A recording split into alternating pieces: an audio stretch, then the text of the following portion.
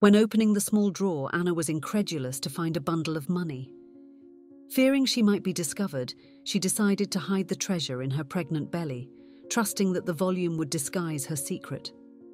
However, the real surprise would be her family's reaction upon discovering what she had found. Hello, my friends.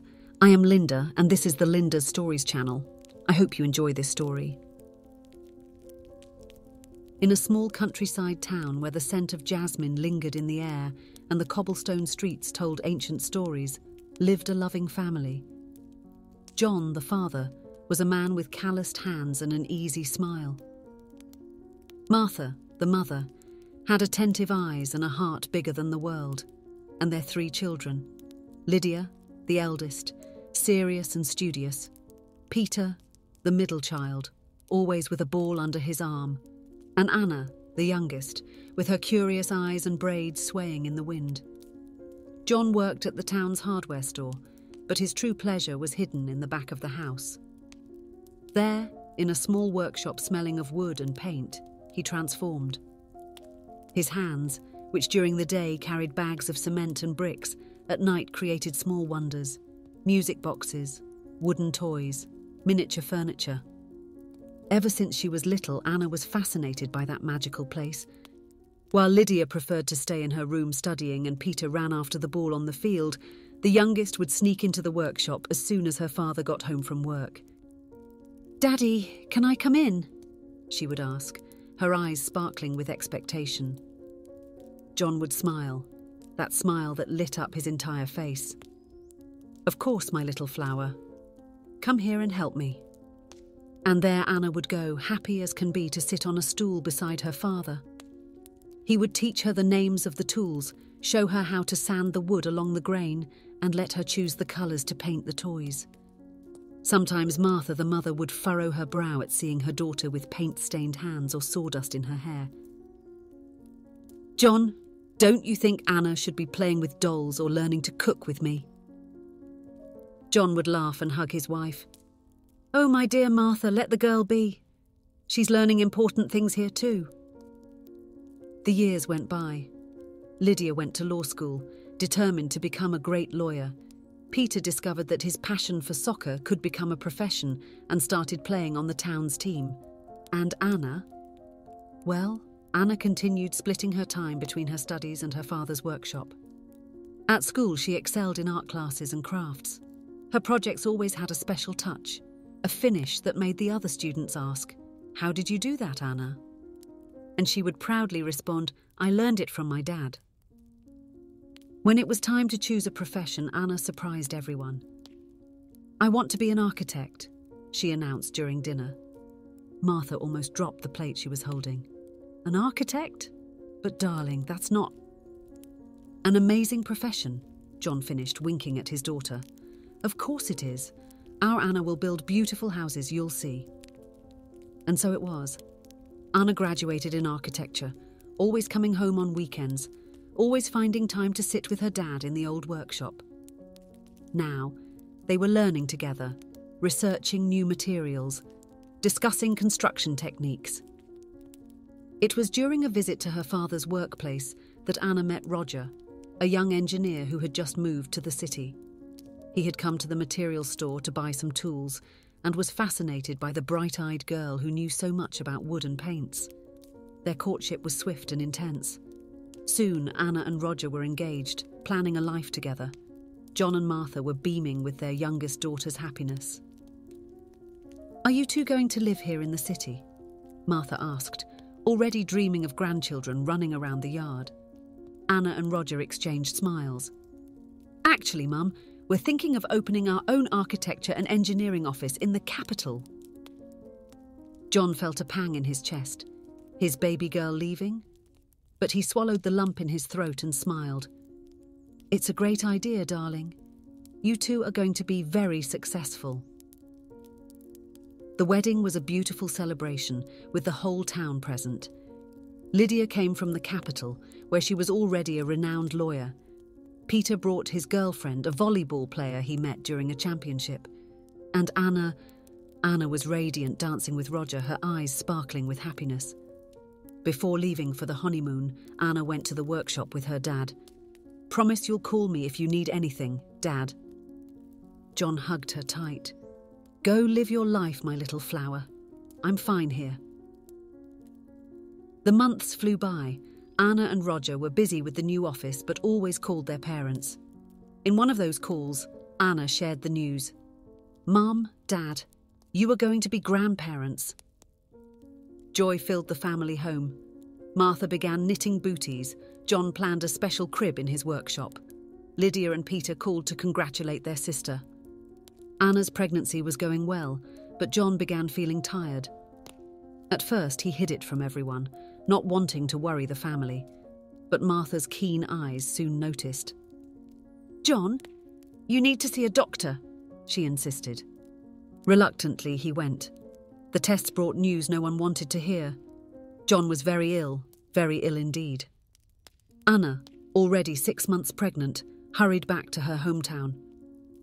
"Dad, everything's going to be fine," she said, holding John's hand in the hospital. "You're going to meet your grandson. You'll teach him to work in the workshop just like you taught me." John smiled weakly, caressing his daughter's belly. "Of course I will, my little flower. This little one is going to be a master woodworker." But fate had other plans. On a silent autumn night, with leaves falling outside like golden tears, John closed his eyes for the last time. He departed surrounded by the love of his family, with Anna's hand holding his until the end. The funeral was a celebration of John's life. It seemed the whole small town was there, each person with a story to tell about the kindness of that man. Anna was devastated, but found strength in the baby growing in her womb. "Your grandfather was the most amazing man in the world," she whispered, caressing her belly. "And he loved you very, very much." In the weeks that followed, the family tried to find a new normal. Martha kept busy tidying the house. Lydia and Peter helped as much as they could on the weekends. And Anna would spend hours in the old workshop, smelling the wood and almost expecting to see her father walk in the door at any moment.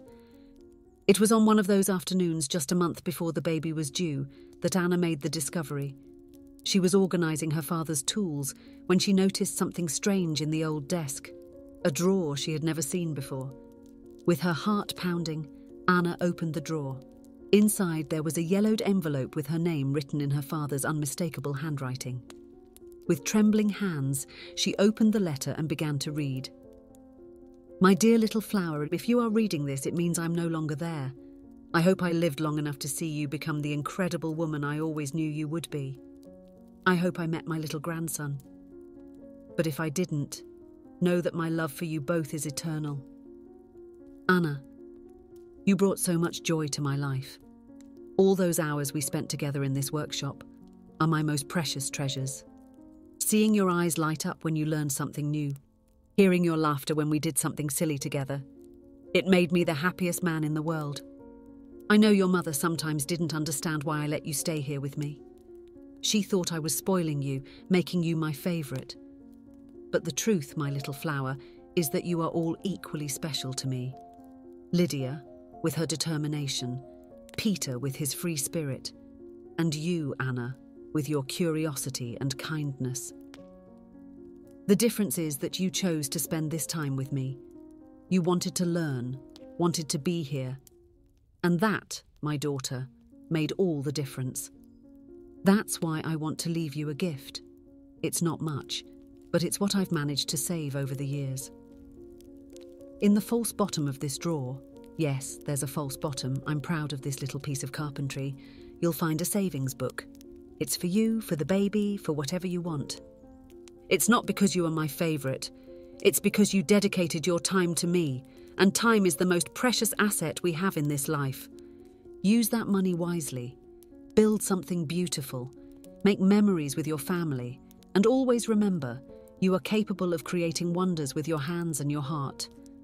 Love you forever, dear Dad. Anna let the tears flow freely as she hugged the letter to her chest. Carefully, she found the false bottom and a small package with a bundle of money. It wasn't a fortune, but it was enough to give the baby a good start, maybe even to pay for that daycare she and Roger had been dreaming of. But Anna was worried about how her mother and brothers would take the news that their father had left her that special gift, so she decided to hide the money in her pregnant belly. Upon returning home, thoughts about hiding her father's gift from her family still troubled her, and after talking to her husband, she decided she would tell her mother and brothers. That night, she gathered the family to share the discovery. Martha, Lydia, and Peter listened in silence as she read their father's letter. "Oh, John," Martha sighed, wiping her eyes. Always full of surprises. Lydia hugged her sister. "Dad was right, Anna. You really did devote a lot of time to him." Peter nodded, smiling through tears. "I remember feeling a little jealous sometimes, you know. But now I understand. You did something special with Dad." Anna looked at her family, feeling the love that united them, even in their father's absence. "He loved all of us," she said, hand on her belly. "And now we're going to love this baby for him too." A month later, little John was born, with the same curious eyes as his grandfather. And on the nursery wall, Anna hung a wooden plaque, made by herself in the old workshop. On it, the words were engraved, "Time is the most precious gift we can give." And so, in that quiet countryside town, the love story between a father and his daughter continued, passing on to a new generation, reminding everyone that the true value lies in the moments we choose to share with those we love. If you enjoyed, please give it a like and subscribe to the channel. Leave a comment with a number from 1 to 5 to let us know how much you liked the story. Also, watch the video that is currently on your screen. See you soon.